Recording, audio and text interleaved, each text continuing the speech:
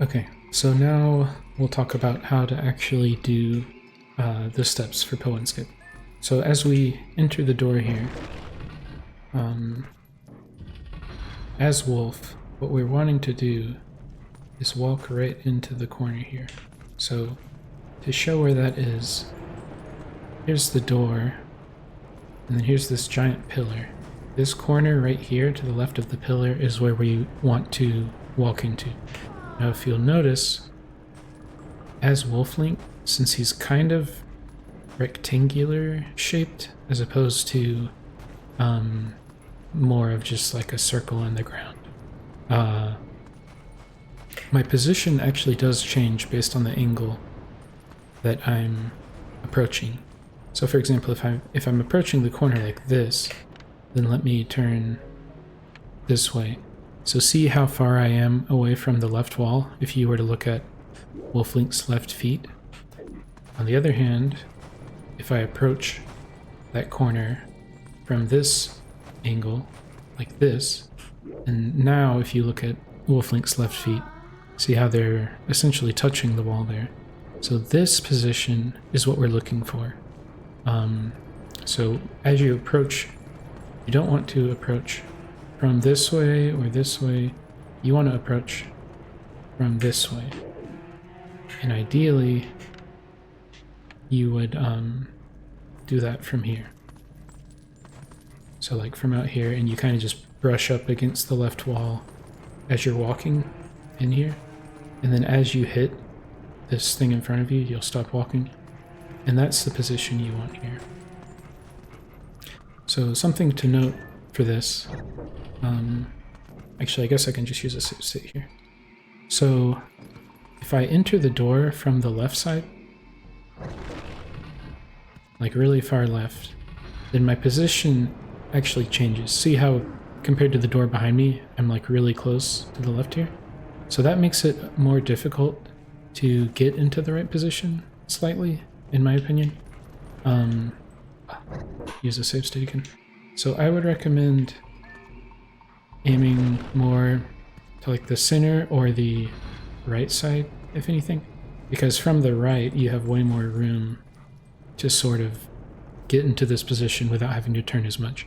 So that's just my personal preference right now, but it is kind of just like a tip. You can take it or leave it. Okay, so then the next step here is to aim. So essentially what we're doing with this setup is we're getting the angle correct while we're standing here. We have no time limit going, because once we're in the sand, time is ticking, and getting the perfect angle is the part of this trick that's actually difficult. So the idea is that we want to get the angle when we're all the way back here and there's no time limit. The good news is that the angle is actually not very precise. So let me explain what we're doing for the lineup here. If you look... Get rid of that guy. So if you look over here, you'll see that giant sand stream coming out of the wall. This thing. Giant stream of sand. So that's what we're talking about. Let me come here. And in fact, let me make another save state right here. Okay, so we don't have to walk through that door every time. So what we want to do is get into the position here. Not super precise. And then if you see that sand stream over here near the left side, what we want to do ideally is get our first heart kind of centered in the sand here. And then what we'll do is you can press A to back out. And then if that enemy there is nearby, or one of them's nearby, see how there's the yellow arrow? We want to wait for them to go away so that when we hold L, we don't lock on them or anything. And so once we have L held down like this, then we're kind of good to go, because our angle's not changing, so where we walk doesn't super matter.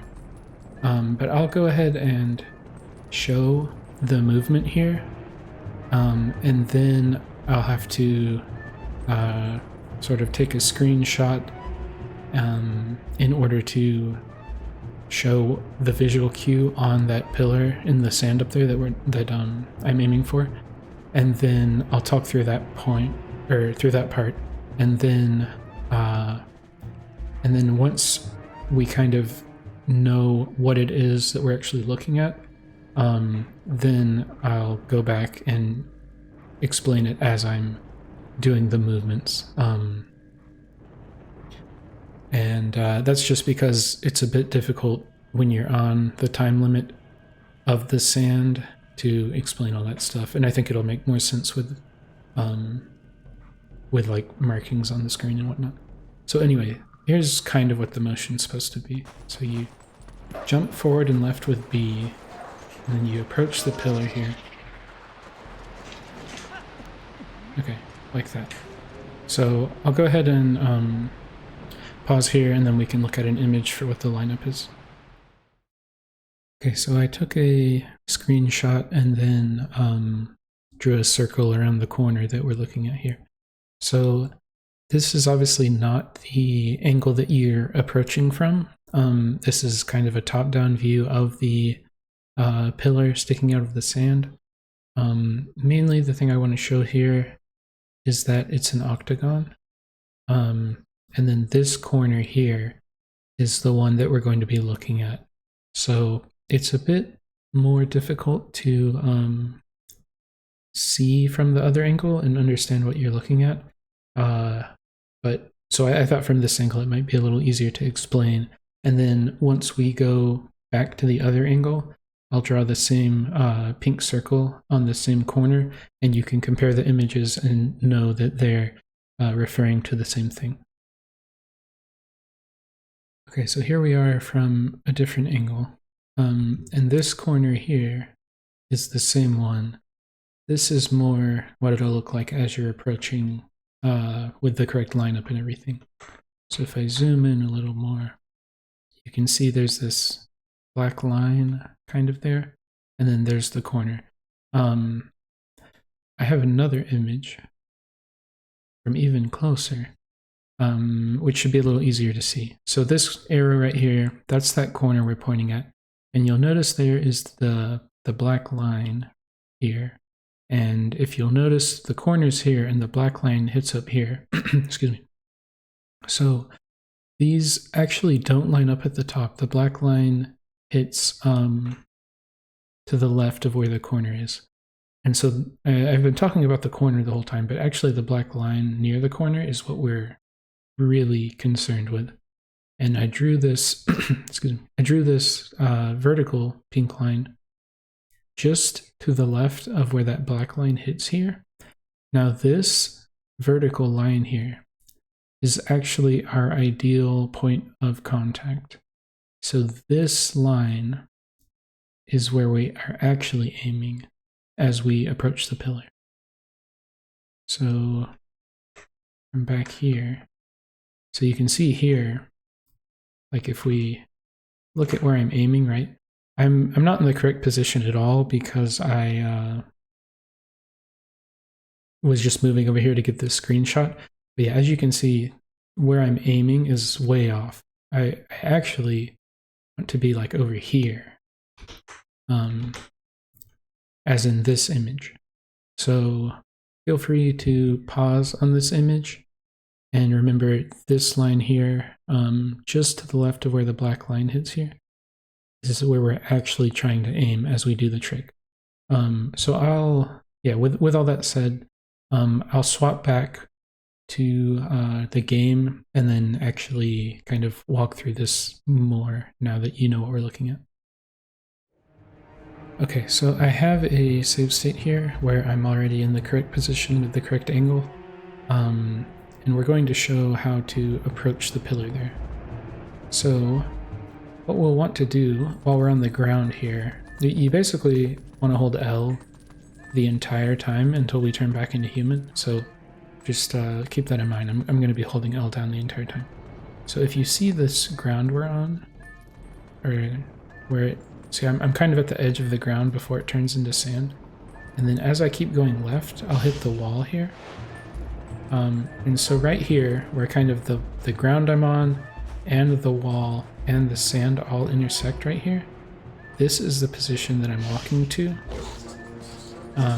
And from this position, we're going to want to do a B attack like this. So if I just hold a direction and tap B, then I'll sort of jump in that direction. And what we want to do is get up to this corner here, and then do one of those forward and to the left. And then after we do it, we want to keep moving forward. So we'll move to the corner, do the attack, and move forward like that. Or if you do it late, once you're already in the sand, that's still fine. You don't want to do it like super late, because if I do it this late, you know, we're nowhere close to the pillars, so what are we doing at that point?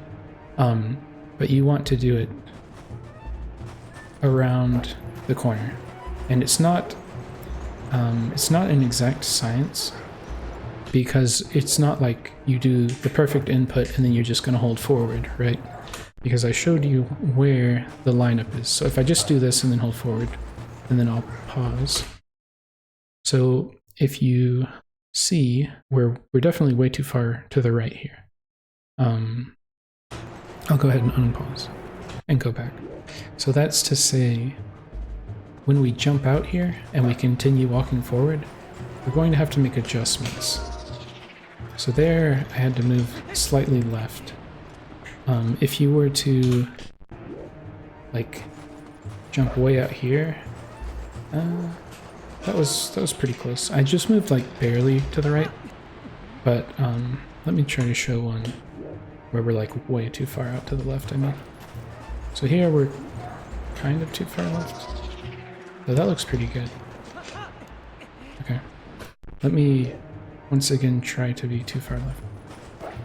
Okay, now we're definitely too far left. So like if we were to do this, then yeah, like that's not going to work. Generally I end up being too far to the right and then I have to move slightly left as I'm approaching, but it really, whether you're too far left or right, it depends on how late you do the B attack here. Because if you do it really late, then you're going to be too far left. Or if you do it early, like that, or if your angle's more shallow, then you'll probably be too far right. So remember the black line from the images, and we're trying to go just to the left of that.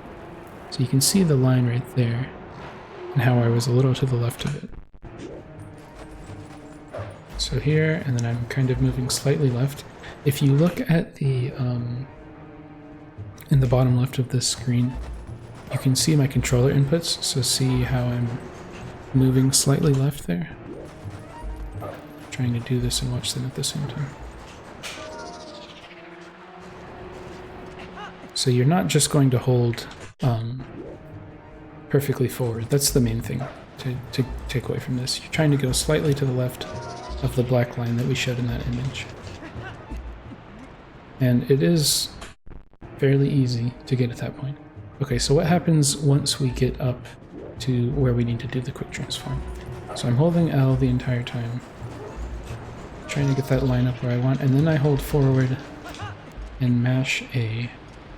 And yeah, you basically just keep holding forward, and then you mash A. Now it's important that you stop mashing A at a certain point, because if we go up here, and then I just keep mashing A forever, then yeah, like you'll drop down, obviously, since you're holding on to the ledge and pressing the A button. So it is important from here, hold forward, mash A, and then once you jump, you want to stop mashing A so that you don't drop from the ledge there. So this part is probably what you'll have to practice the most. I would say like the quick transform is pretty easy. The hard part is getting lined up as you approach.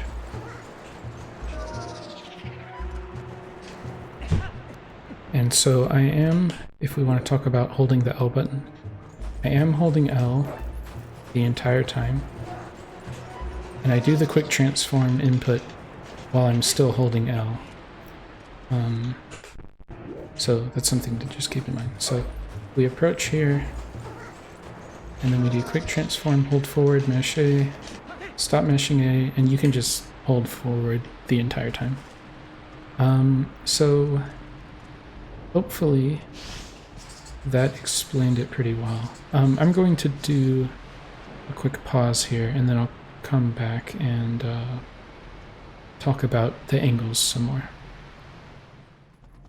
Okay, so we're back. Now that I have shown you that I can do it like a million times in a row when I'm not messing around, now we're going to try to get away with suboptimal setups and see how far we can push the boundaries. So this position, this is like the ideal position against this wall. And remember I said that we want the first heart to be kind of centered in the sand. But I do want to show you that it's not that precise. So like, let's say the heart is actually like all the way out to the left of the sand. I should be able to make this work still.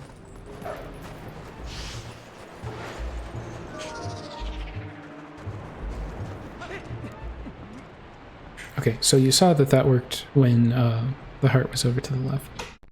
So now we'll try a different one. So walk in here. Now we'll do the first heart like off to the right of the sand, like that. And we'll try to get this to work. Okay, so you can see even that worked. So when I say that all you have to do is get the first heart to where, like, even that's good enough. It basically just needs to be touching the sand.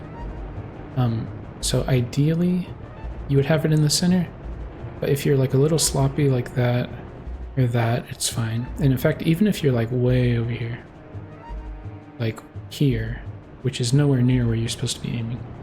Let me wait for that guy to go. I believe I can get this to work. Maybe.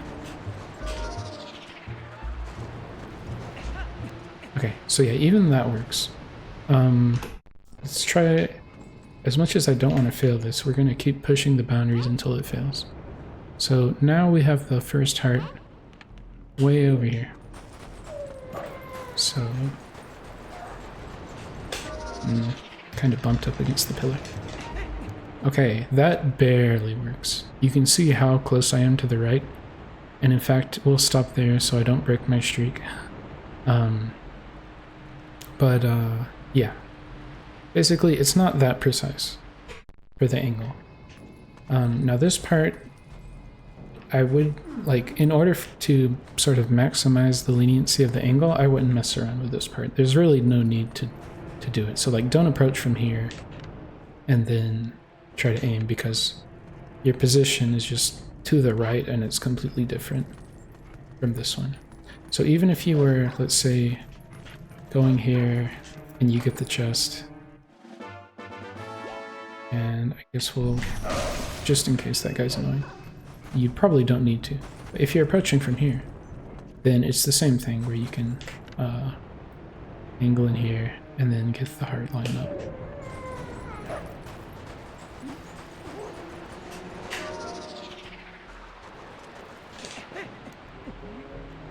Okay.